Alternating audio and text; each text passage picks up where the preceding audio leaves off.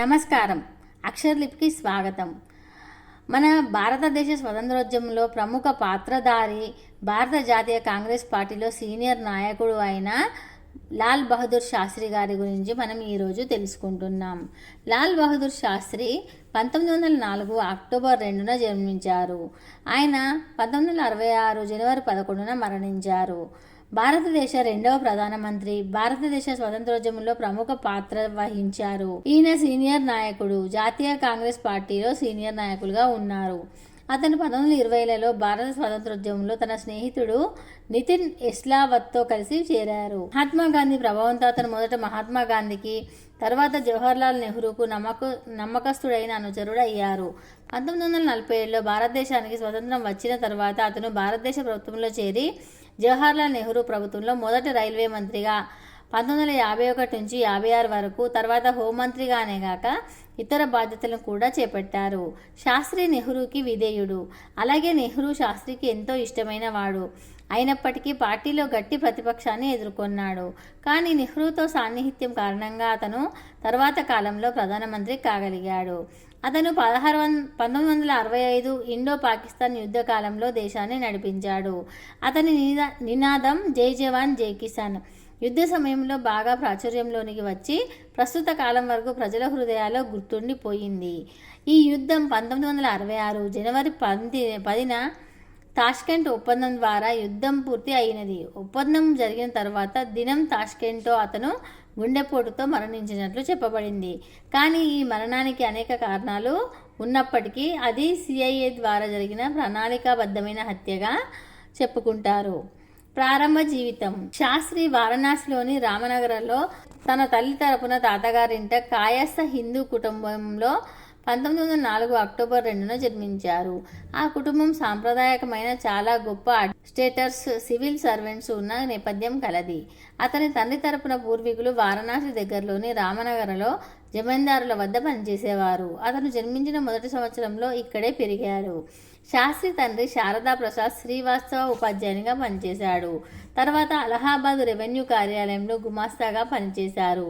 ఆమె తల్లి మొఘల్ సరాయ్లోని రైల్వే పాఠశాలలో ప్రధానోపాధ్యాయుడు, అలాగే ఆంగ్ల ఉపాధ్యాయునిగా పనిచేసిన మున్షి హజారీలాల్ కుమార్తె. శాస్త్రి రెండవ సంతానంగా పెద్ద కుమారునిగా జన్మించాడు. అతని అక్క పేరు కైలాష్ దేవి. ఈమె జననం 1900. 1906 ఏప్రిల్లో శాస్త్రికి 1 ఏడాది వయసు ఉన్నప్పుడు అతని తండ్రి డిప్యూటీ తహసీల్దారుగా పదోన్నతి పొందాడు. కానీ ప్లేగు అనే అంటువ్యాధికి గురై మరణించారు. ఆ సమయంలో 23 సంవత్సరాల వయసు గల రామ్దులారి దేవికి 3వ బిడ్డ గర్భంతో ఉంది. 2 పిల్లలను చూసుకోవడానికి ఆమె తన కన్నవారి ఇంటికి, అంటే మొఘల్ సరాయ్కి వచ్చి అక్కడ స్థిరపడింది. ఆ కుటుంబాన్ని లాల్ బహదూర్ శాస్త్రి తాత ఆదుకొని వారికి ఆశ్రయం కలిగించాడు. అక్కడ ఆమె సుందరీదేవి అనే కుమార్తెకు జూలై 1906న జన్మనిచ్చింది. ఆ విధంగా శాస్త్రి ఆమె సోదరీమణులతో కలిసి తాతగారైన హజారీలాల్ ఇంటి వద్ద పెరిగారు. అయినప్పటికీ హజారీలాల్ 1908లో గుండెపోటుతో మరణించారు. తర్వాత శాస్త్రి కుటుంబాన్ని తన మామయ్య దర్బారీలాల్ చూసుకున్నారు. దర్బారీలాల్ గాజీపూర్లోని నల్లమందు నియంత్రణ విభాగంలో ప్రధాన గుమాస్తాగా పనిచేస్తుండేవారు. తర్వాత దర్బారీలాల్ కుమారుడు బిందేశ్వరి ప్రసాద్ మొఘల్ సరాయ్లో ఉపాధ్యాయునిగా పనిచేశాడు. అన్ని కాయస్థ కుటుంబాల మాదిరిగానే శాస్త్రి కుటుంబంలోని పిల్లలకు ఉర్దూ భాష, సంస్కృతిలో విద్యను అందించే ఆచారం ఉంది. ప్రభుత్వంలో ఆంగ్ల భాష రాకముందు అనేక శతాబ్దాలుగా ఉర్దూ, పర్షియన్ భాషలు వాడబడుతున్నందున ఈ భాషలు నేర్చుకోవాలనే ఆచారం ఆనాడు ఉండేది.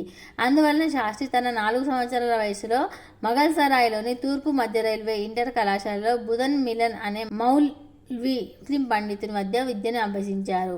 అక్కడ 6వ తరగతి వరకు చదివాడు. 1917లో తన కుటుంబాన్ని పోషిస్తున్న మామయ్య బృందేశ్వర్ ప్రసాద్కు వారణాసికి బదిలీ అయింది.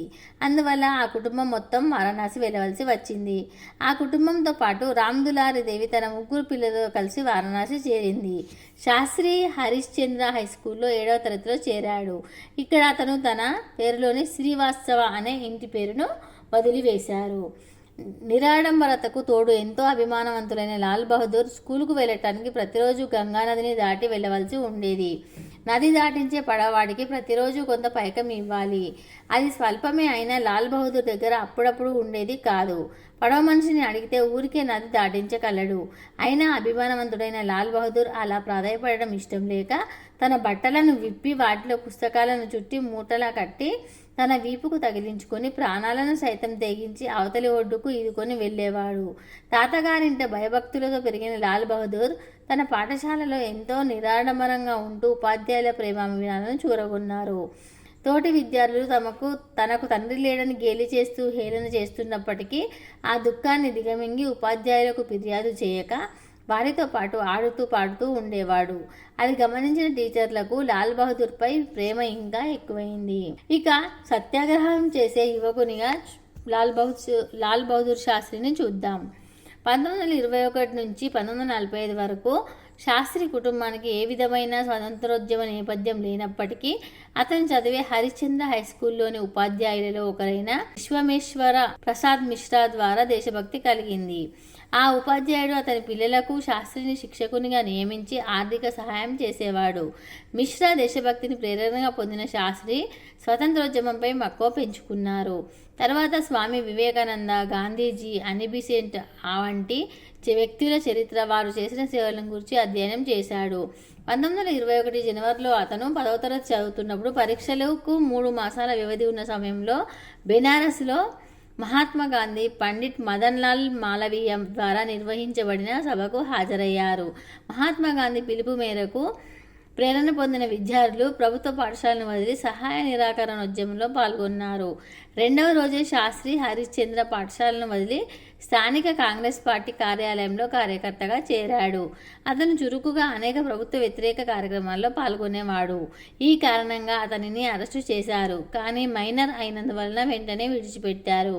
బెనారస్ హిందూ విశ్వవిద్యాలయంలోని అధ్యాపకునిగా పనిచేసిన జేబీ కృపాలాని శాస్త్రికి సూపర్వైజర్గా ఉండేవాడు.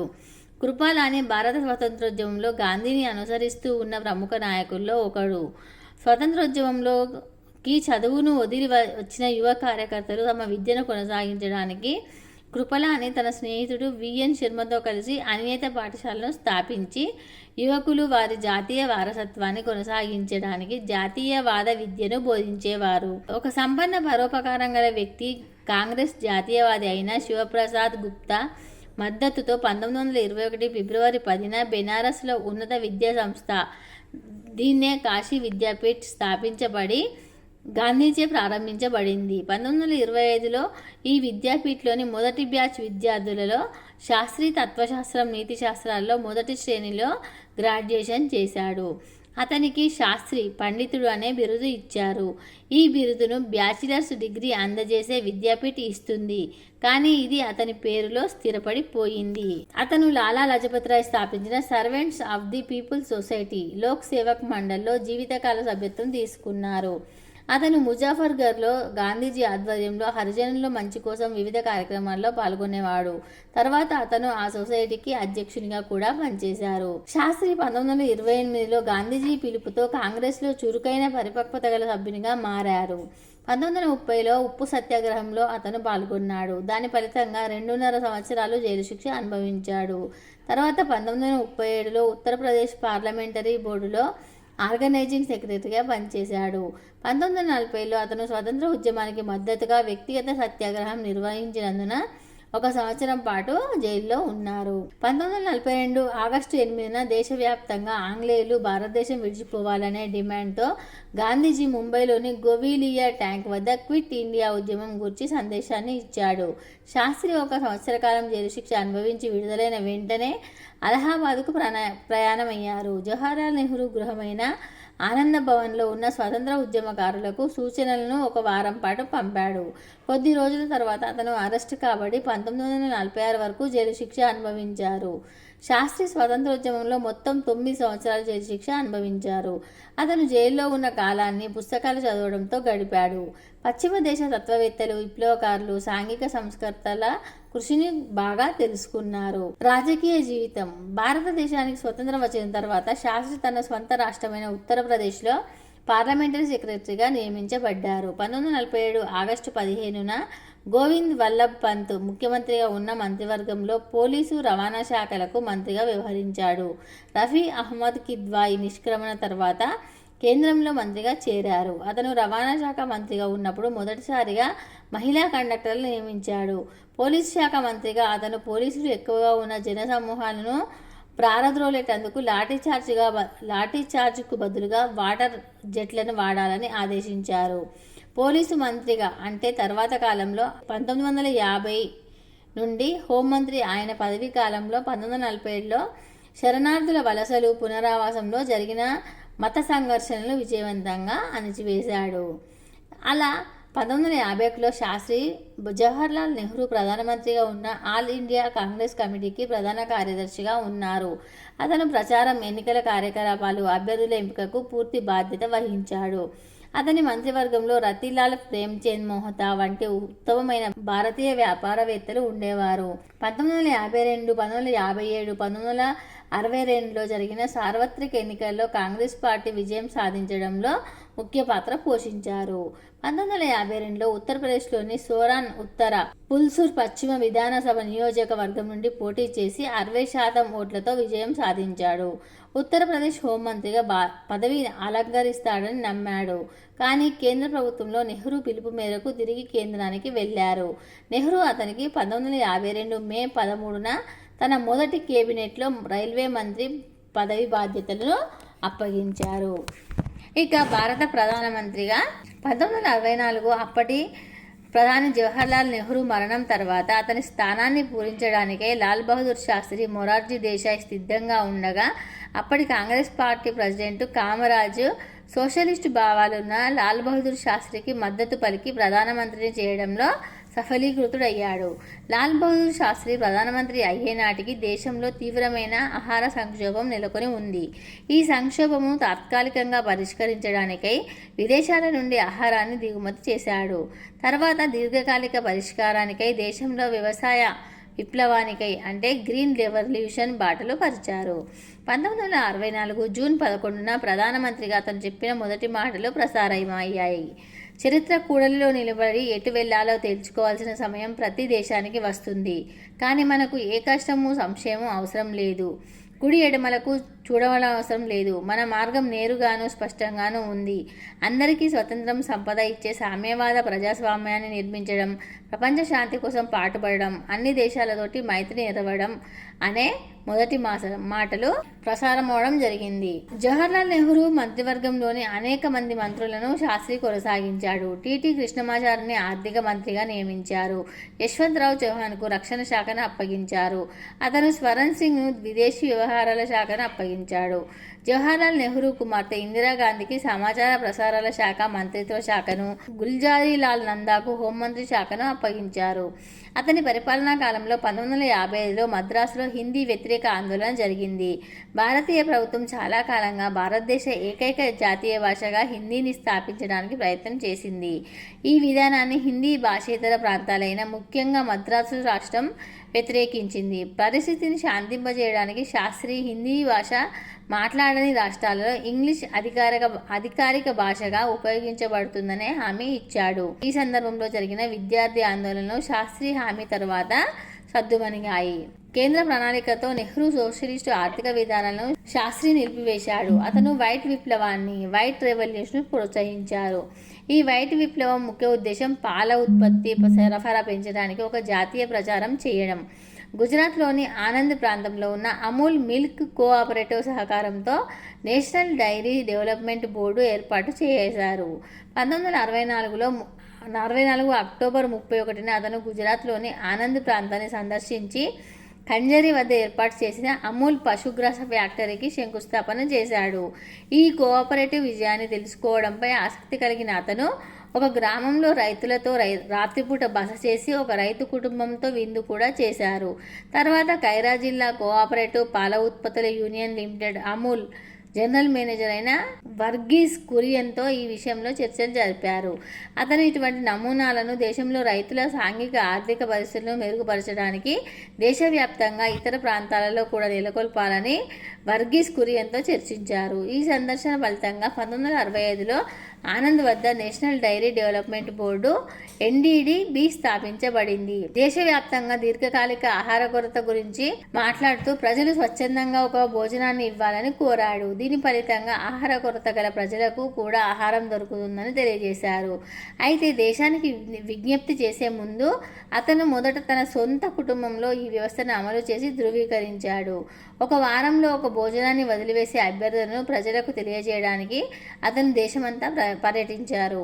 అతని విజ్ఞప్తికి విశేషమైన ప్రతిస్పందన వచ్చింది. దీని ఫలితంగా రెస్టారెంట్లు, తినుబండారాల దుకాణాలు ప్రతి సోమవారం సాయంత్రం మూసివేయబడినవి. దేశంలోని అనేక ప్రాంతాలు శాస్త్రీ వ్రత్ను పరిశీలించారు. న్యూఢిల్లీలోని తన అధికార నివాసంలోని పచ్చిక మైదానాన్ని దున్నడం ద్వారా ఆహార ధాన్యాల ఉత్పత్తిని పెంచడానికి దేశ ప్రజలకు ప్రేరణ కలిగించారు. 1965 అక్టోబర్ 19న పాకిస్తాన్తో జరిగిన యుద్ధంలో 22వ రోజున అతను అలహాబాద్లోని ఉర్వాలో ప్రభావశీలమైన జై జవాన్ జై కిసాన్, సైనికులకు అభినందనలు, రైతులకు అభినందనలు అనే నినాదాన్ని ఇచ్చారు. ఆ తర్వాత అది జాతీయ నినాదమైంది.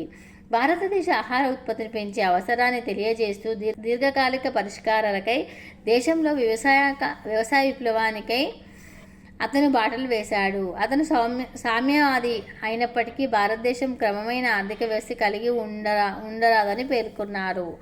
1964 ఫుడ్ కార్పొరేషన్ చట్టం ఆధ్వర్యంలో ఫుడ్ కార్పొరేషన్ ఆఫ్ ఇండియా ఏర్పడింది. తర్వాత నేషనల్ అగ్రికల్చర్ ప్రొడక్ట్ బోర్డు చట్టం కూడా ఏర్పడింది. శాస్త్రి నెహ్రూ విధానాన్ని నిరంతరాయంగా కొనసాగించడంతో పాటు సోవియట్ యూనియన్తో మరింత దగ్గర సంబంధాలను ఏర్పరచుకున్నాడు. 1962 సైనో ఇండియన్ యుద్ధం తర్వాత చైనీస్ పీపుల్స్ రిపబ్లికన్ పాకిస్తాన్ మధ్య సంబంధాల కోసం సైనిక ఏర్పాటు కోసం భారతదేశ సైనిక దళాల రక్షణ బడ్జెట్ను విస్తరించాలని శాస్త్రి ప్రభుత్వం నిర్ణయించింది. 1964లో సిలోన్లోని భారతీయ తమిళుల హోదాకు సంబంధించి శ్రీలంక ప్రధానమంత్రి సిరిమావో బండారు నాయకేతో జరిగిన ఒప్పందంపై సంతకం చేశాడు. ఈ ఒప్పందాన్ని సిరిమా శాస్త్రి ఒడంబడికగా వ్యవహరిస్తారు. ఈ ఒప్పందం ప్రకారం 6 లక్షల మంది భారతీయ తమిళులను తిరిగి స్వదేశానికి పంపించగా 3,75,000 మంది శ్రీలంక పౌరసత్వాన్ని తీసుకున్నారు. ఈ పరిష్కారం 31 అక్టోబర్ 1981 నాటికి జరిగింది. అయితే శాస్త్రి మరణం తర్వాత 1981 నాటికి భారతదేశం 3 లక్షల మంది తమిళులను మాత్రమే స్వదేశంలోకి తీసుకున్నారు. శ్రీలంక పౌరసత్వాన్ని 1,85,000 మంది పౌరులకు 1964 తర్వాత మరో 62,000 మంది జన్మించారు. వీరికి మాత్రమే ఇచ్చింది. భారతదేశ పౌరసత్వం కోసం ఏ ఇతర దరఖాస్తులను పరిగణించకుండా తిరస్కరించింది. 1964 ఒప్పందం గడిచినట్లు పేర్కొంది. 1962లో జరిగిన సైనిక తిరుగుబాటు తర్వాత బర్మాతో భారత్ సంబంధాలు బలహీనపడ్డాయి. 1964లో అనేక భారతీయ కుటుంబాలను బర్మా చేత స్వదేశానికి పంపించడం జరిగింది. న్యూఢిల్లీలోని కేంద్ర ప్రభుత్వం స్వదేశానికి వస్తున్న పౌరులను తిరిగి బదిలీ చేసే మొత్తం ప్రక్రియను పర్యవేక్షిస్తూ బర్మా నుండి తిరిగి వచ్చిన భారతీయుల గుర్తింపు, రవాణా కొరకు ఏర్పాటు చేసింది. ఇది భారతీయ నేల మీద నిరాశకు గురైన వారికి ఆశ్రయం కల్పించడానికి, తగిన సౌకర్యాలను అందించడానికి స్థానిక ప్రభుత్వాల బాధ్యతకు లోబడి ఉంది. ముఖ్యంగా మద్రాసు రాష్ట్రంలో ఆ సమయంలో ఉన్న ముఖ్యమంత్రి మింజూర్ కే భక్తవత్సలం తిరిగి వచ్చిన వారిని పునరావాసం చేయడంలో శ్రద్ధ చూపించారు. 1965 డిసెంబర్లో బర్మాలోని రంగూన్లో తన కుటుంబంతో పాటు అధికారికంగా పర్యటించారు. జనరల్ నే విన్ సైనిక ప్రభుత్వంతో సహజమైన సంబంధాలను తిరిగి పునఃస్థాపించాడు. ఇక పాకిస్తాన్తో యుద్ధం. 1965 ఆగస్టులో పాకిస్తాన్ తన సేనలను ప్రయోగించి జమ్మూ కాశ్మీర్లోని కచ్ ప్రాంతాన్ని ఆక్రమించుకుంది. తద్వారా జమ్మూ కాశ్మీర్లోని ప్రజలు ఉద్యమించి భారతదేశం నుండి విడిపోతారని ఆశించింది. కానీ అటువంటి ఉద్యమం పుట్టలేదు. పాకిస్తాన్ ఆక్రమణ గురించి తెలుసుకున్న లాల్ బహదూర్ శాస్త్రి వెంటనే త్రివిధ దళాలకు నియంత్రణ రేఖను దాటి లాహోర్ను ఆక్రమించుకోవడానికి ప్రణాళిక సిద్ధం చేశారు.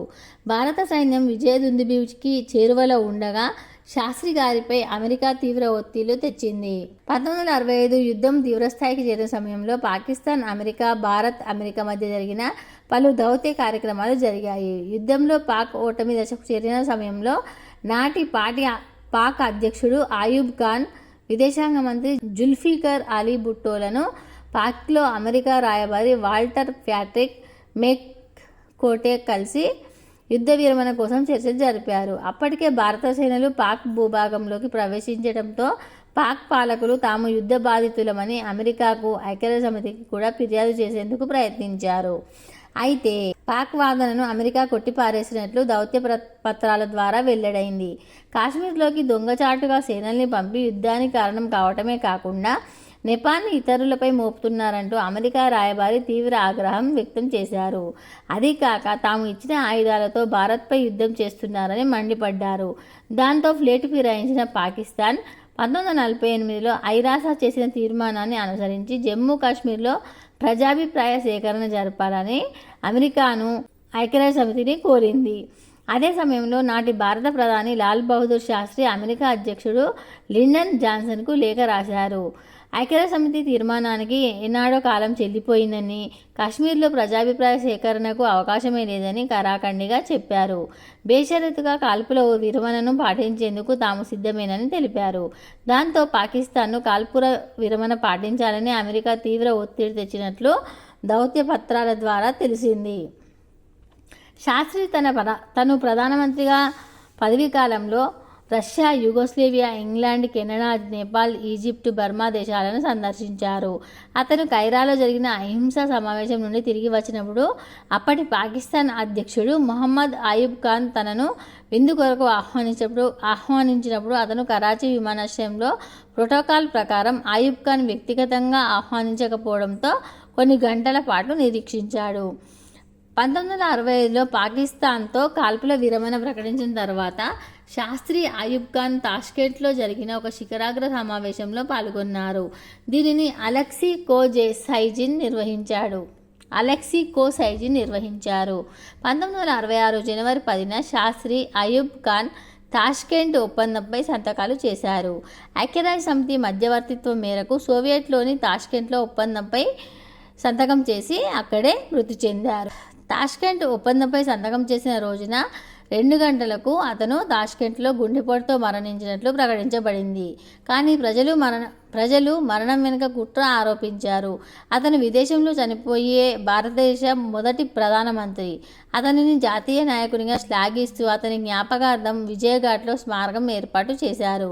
అతను మరణించిన తర్వాత భారత కాంగ్రెస్ పార్టీ నూతన ప్రధానమంత్రి అభ్యర్థిగా ఇందిరాగాంధీని ఎన్నుకునే వరకు గుల్జారీలాల్ నందా ఆపద్ధర్మం ప్రధానమంత్రిగా ఉన్నారు. అయితే శాస్త్రి మరణానికి పలు విమర్శలు జరిగాయి. ఇది కుట్రపూరితమైన మరణమని పేర్కొన్నారు. పాక్తో జరుగుతున్న యుద్ధ విరమణ ఒప్పందంపై సంతకాలు చేసేందుకు తాష్కెంట్, ఇది ప్రస్తుతం ఉజ్బెకిస్తాన్లో ఉంది. 1966 జనవరి 10న ఒప్పందాలపై సంతకాలు చేసిన మర్నాడే అంటే జనవరి 11న ఆయన గుండెపోటుతో మరణించాడు. ఓ దేశాధినేత అది మరో దేశానికి అతిథిగా ఒప్పందాలపై సంతకాలు చేసేందుకు వెళ్ళి అక్కడే అసహజ అనుమానాస్పదంగా మృతి చెందడం చరిత్రలో అంతకు ముందెప్పుడూ లేదు. ఈ మరణం గుండెపోటు వల్ల సంభవించిందని సోవియట్ ప్రభుత్వం ప్రకటించింది. భారత ప్రభుత్వం దీన్నే ధృవీకరించింది. కానీ ఆధారాల మేరకు శాస్త్రి భౌతిక కాయానికి పోస్ట్ మార్టం నిర్వహించలేదు. అంతకు ముందెప్పుడు శాస్త్రికి ఎలాంటి అనారోగ్యం లేదు. విషప్రయోగం వల్లే శాస్త్రి మరణించారన్న ఆరోపణలు వెల్లువెత్తాయి. దీనిపై కేంద్రం రాజ్ నారాయణ్ కమిటీ నియమించింది. ఈ కమిటీ అధ్యయన నివేదిక ఇప్పటి వరకు వెలుగు చూడలేదు. ఆఖరికి ఇది భారత పార్లమెంటరీ లైబ్రరీలో కూడా అందుబాటులో లేదు. వాస్తవానికి పాక్తో యుద్ధం చివరి దశకు వచ్చింది. భారత్ విజయం వైపు దూసుకుపోతుంది.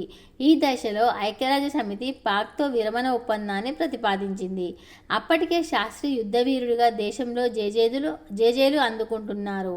ఈ దశలో ఒప్పందానికి అంగీకరించే విధంగా శాస్త్రిపై తాష్కెంట్లో తీవ్ర ఒత్తిళ్ళొచ్చాయన్న ఆరోపణలు ఉన్నాయి.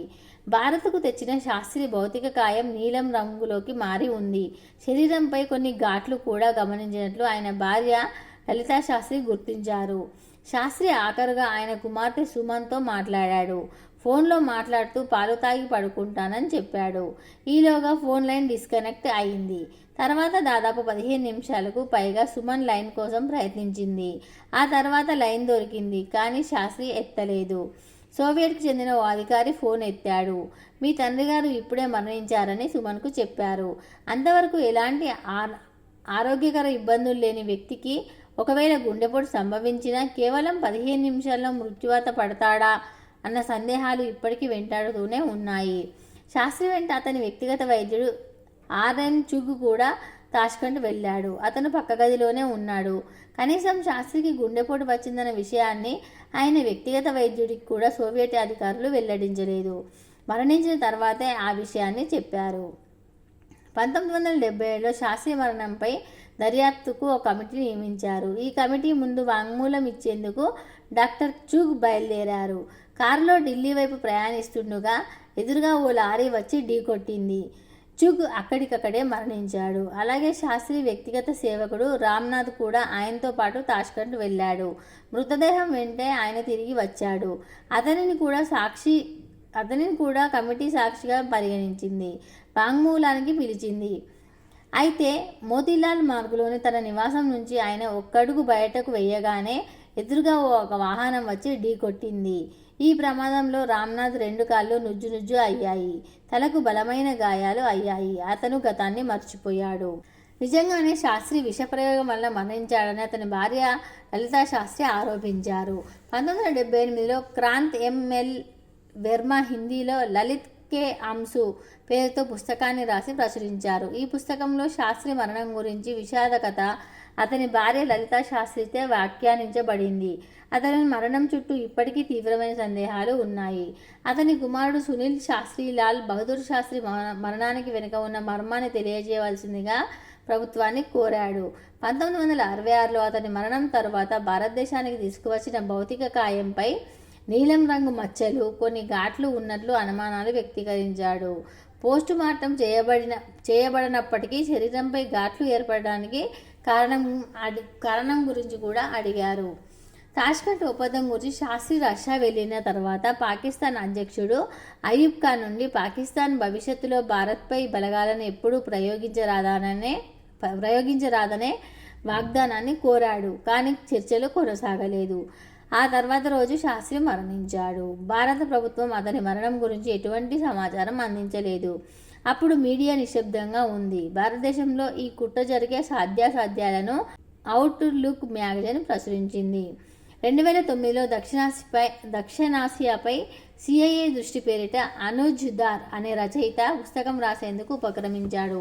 ఇందుకోసం శాస్త్రి మరణానికి సంబంధించిన పత్రాలు కావాలంటూ సమాచార హక్కు చట్టం కింద భారత ప్రధాని కార్యాలయానికి దరఖాస్తు చేసుకున్నారు. వీటి జారీకి పిఎంఓ నిరాకరించింది. పైగా ఈ పత్రాల జారీ భారత సార్వభౌమత్వానికి, అంతర్గత భద్రతకు, ఆర్థిక ప్రయోజనాలకు విఘాతం కలిగిస్తుందని అతనికి ఇచ్చిన రాతపూర్వక లేఖలో పిఎంఓ అధికారులు పేర్కొన్నారు.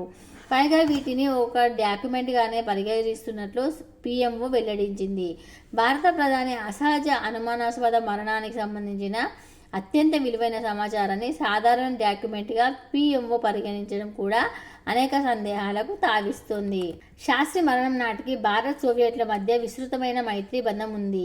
దీంతో మరణం వెనుక సోవియట్ హస్తాన్ని ఎవరూ సందేహించలేదు. అప్పటికే యుద్ధంలో పాక్ ఓటమి దశకు చేరుకుంది.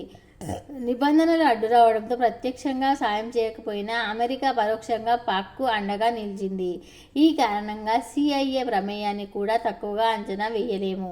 పైగా ఆ సమయంలో సిఐఏలో డైరెక్టర్ ఆఫ్ ప్లాన్స్గా ఉన్న రోబర్ట్ క్రోలీ అమెరికాకు చెందిన గ్రెగరీ డగ్లస్ అనే జర్నలిస్టుకు ఇంటర్వ్యూ ఇస్తూ శాస్త్రితో పాటు భారత అణు పితామహుడు డాక్టర్ హేమీ బాబా మరణాలకు సిఐఏ ప్రణాళికలు రచించి అమలు చేసిందని వెల్లడించారు.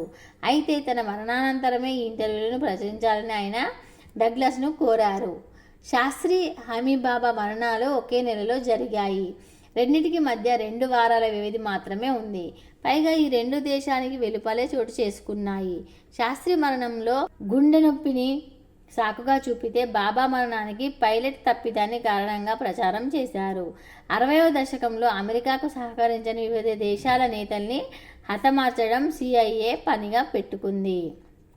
ఇక లాల్ బహదూర్ శాస్త్రి కుటుంబం వారసుల గురించి తెలుసుకుందాం. 1928 మే 16న శాస్త్రి మిర్జాపూర్కు చెందిన లలితాదేవిని వివాహం ఆడారు. ఈ వివాహం పెద్దలచే సాంప్రదాయ పద్ధతిలో చేయబడినది. వారికి 4 కుమారులు, 2 కుమార్తెలు. వారి పేర్లు: కుసుమ శాస్త్రి పెద్ద కుమార్తె, హరికృష్ణ శాస్త్రి పెద్ద కుమారుడు, అతని భార్య విభా శాస్త్రి. సుమన్ శాస్త్రి 2వ కుమార్తె. ఆమె విజయనాథ్ సింగ్ను వివాహమాడింది. వారి కుమారుడు సిద్ధేంద్రనాథ్ సింగ్ ప్రస్తుతం భారతీయ జనతా పార్టీ అధికార ప్రతినిధి. ఉత్తరప్రదేశ్ ప్రభుత్వంలో వైద్య శాఖ మంత్రిగా ఉన్నారు. ఆ తర్వాత అనిల్ శాస్త్రి, ఆమె మంజు శాస్త్రిని వివాహం ఆడారు. కాంగ్రెస్ పార్టీ సభ్యుడు. అతని కుమారుడు ఆదర్శ్ శాస్త్రి ఏపిల్ కంపెనీతో కార్పొరేట్ జీవితాన్ని ప్రారంభించి 2014 సార్వత్రిక ఎన్నికల్లో ఆమ్ ఆద్మీ పార్టీ తరపున అలహాబాద్ నుండి పోటీ చేసి ఓడిపోయారు. ఇక 5వ వారు సునీల్ శాస్త్రి. అతను మీరా శాస్త్రిని వివాహం ఆడారు. అతను భారతీయ జనతా పార్టీలో సభ్యుడు. అశోక్ శాస్త్రి చిన్న కుమారుడు. అతను కార్పొరేట్ ప్రపంచంలో పనిచేస్తూ 37 సంవత్సరాల వయసులో మరణించాడు. అతని భార్య నీరా శాస్త్రి, కుమారుడు సమీప్ శాస్త్రి భారతీయ జనతా పార్టీలో సభ్యులు. వారసత్వ సంపద. 1960 నుండి 1964 మధ్యకాలంలో కులదీప్ నయ్యర్ శాస్త్రికి సలహాదారుగా ఉండేవాడు. క్విట్ ఇండియా ఉద్యమ సమయంలో అతని కుమార్తెకు జబ్బు చేసింది. అతను జైలు నుండి పెరోల్పై విడుదలయ్యాడు. అయినప్పటికీ వైద్యులు ఖరీదైన మందులు సూచించిన కారణంగా ఆమెను రక్షించుకోలేకపోయారని నయ్యర్ తన జ్ఞాపకాలను తెలిపాడు.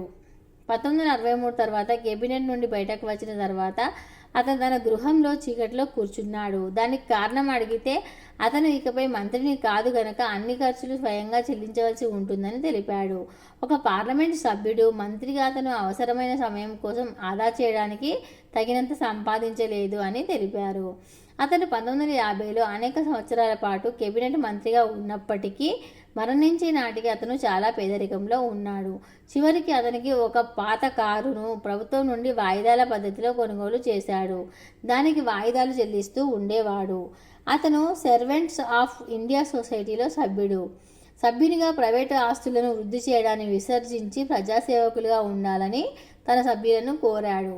అతిపెద్ద రైల్వే ప్రమాదం జరిగినప్పుడు నైతిక బాధ్యత వహిస్తూ రైల్వే మంత్రిగా రాజీనామా చేసిన మొదటి వ్యక్తిగా చరిత్రలో నిలిచారు. 1964 నవంబర్ 19న అతను ప్రధానమంత్రి కాలంలో లక్నోలో బాల విద్యా మందిర్కు శంకుస్థాపన చేశాడు. నవంబర్ 1964లో చెన్నైలోని తారామణి వద్ద సెంట్రల్ ఇన్స్టిట్యూట్ ఆఫ్ టెక్నాలజీని ప్రారంభించారు. అతను 1964లో ప్లూటోనియం రీప్రాసెసింగ్ ప్లాంట్ను ప్రారంభించారు. హోమీ జహంగీర్ బాబా సలహాపై అణుపేలుడు పదార్థాల అభివృద్ధి చేయాలని నిర్ణయించారు. బాబా అణుపేలుడు పదార్థాల రూపకల్పన బృందాన్ని ఏర్పాటు చేయడం ద్వారా కృషి ప్రారంభించారు. అలాగే అతను 1965 మార్చి 20న హైదరాబాద్లో ఆంధ్రప్రదేశ్ వ్యవసాయ విశ్వవిద్యాలయాన్ని ప్రారంభించాడు. దానికి ఆచార్య ఎన్జి రంగా వ్యవసాయ విశ్వవిద్యాలయంగా 1966లో నామకరణం చేశారు. తెలంగాణ రాష్ట్ర విభజన తర్వాత ఇది 2 విశ్వవిద్యాలయాలుగా విడిపోయింది. తెలంగాణలోని విశ్వవిద్యాలయానికి జూలై 2014న ఆచార్య జయశంకర్ వ్యవసాయ విశ్వవిద్యాలయం అని నామకరణం చేశారు. శాస్త్రి అలహాబాద్లో నేషనల్ ఇన్స్టిట్యూట్ ఆఫ్ టెక్నాలజీని కూడా ప్రారంభించారు. స్మారకాలు. శాస్త్రి నిజాయితీపరుడు, మానవతావాదిగా పేరొందాడు. మరణానంతరం భారతరత్న పురస్కారాన్ని పొందిన వ్యక్తులలో మొదటివాడు. న్యూఢిల్లీలోని విజయ్ ఘాట్ పేరుతో అతనికి స్మారక స్థలము ఉంది. అతని పేరుతో Lal Bahadur Shastri academy of administration విద్యా సంస్థను ముస్సోరీ, ఉత్తరాఖండ్లో నెలకొల్పారు. 1995లో లాల్ బహదూర్ శాస్త్రి ఎడ్యుకేషనల్ ట్రస్ట్ ద్వారా Lal Bahadur Shastri institute of management స్థాపించబడింది. ఇది భారతదేశంలో అతిపెద్ద బిజినెస్ స్కూల్. ఢిల్లీలో లాల్ బహదూర్ శాస్త్రి మెమోరియల్ను Lal Bahadur Shastri national memorial trust ప్రారంభించింది. 2011లో శాస్త్రి 45వ వర్ధంతి సందర్భంగా ఉత్తరప్రదేశ్ ప్రభుత్వం రామ్నగర్లో శాస్త్రి నివసించిన పూర్వీకుల భవనాన్ని పునరుద్ధరించి అతని జీవిత చరిత్ర మ్యూజియంగా మలచాలని ప్రకటించింది. వారణాసి అంతర్జాతీయ విమానాశ్రయానికి అతని పేరును పెట్టారు. ఉజ్బెకిస్తాన్ తాష్కెంట్ నగరంలో ఒక వీధికి అతని పేరును పెట్టారు. కొన్ని స్టేడియాలకు అతని పేరు పెట్టారు. ఉదాహరణకు హైదరాబాద్లోని లాల్ బహదూర్ స్టేడియం, అదేవిధంగా అహ్మదాబాద్, కొల్లం, కేరళ, భవానీ, పాట్నాలలో కూడా ఈ పేరుతో స్టేడియంలు ఉన్నాయి. కృష్ణానదిపై ఉత్తర కర్ణాటకలో నిర్మించిన ఆల్మట్టి డ్యాంకు లాల్ బహదూర్ శాస్త్రి సాగర్గా నామకరణం చేశారు. కార్గో షిప్కు ఎంవి లాల్ బహదూర్ శాస్త్రిగా నామకరణం చేశారు. భారతీయ రిజర్వ్ బ్యాంకు ₹5 నాణ్యాన్ని అతని చిత్రంతో విడుదల చేసింది. 1991 నుండి ప్రతి సంవత్సరం all India Lal Bahadur Shastri hockey tournament జరుగుతుంది. ఆంధ్రప్రదేశ్లోని నాగార్జునసాగర్ ఎడమ కాలువకు లాల్ బహదూర్ శాస్త్రి కాలువగా పేరు పెట్టారు. దీని పొడవు 295 కిలోమీటర్లు. అతని పూర్తి విగ్రహాలు ముంబై, బెంగళూరు, విధాన సౌధ, న్యూఢిల్లీ, సిజిఓ సముదాయం, ఆల్మట్టి ఆనకట్టలో స్థలంలో రామ్నగర్ యూపీ, హిసార్ విజయపట్నం, నాగార్జునసాగర్ ఆనకట్ట స్థలం వరంగల్లో ఉన్నాయి. అతని సగభాగం గల బస్ట్ విగ్రహాలు తిరువనంతపురం, పూణే, వారణాసి విమానాశ్రయం, అహ్మదాబాద్ సరస్సు పక్కన, కురుక్షేత్ర, షిమ్లా, కాసర్గాడ్, జలంధర్లలో ఉన్నాయి. న్యూఢిల్లీ, ముంబై, పూణే, పాండిచ్చేరి, లక్నో, వరంగల్, అలహాబాద్లో ముఖ్యమైన రోడ్లకు లాల్ బహదూర్ శాస్త్రి పేరు పెట్టారు. అలాగే లాల్ బహదూర్ శాస్త్రి మెడికల్ కళాశాల మండి, హిమాచల్ ప్రదేశ్లో ఉంది. శాస్త్రి భవనాలు న్యూఢిల్లీ, చెన్నై, లక్నోలలో ఉన్నాయి.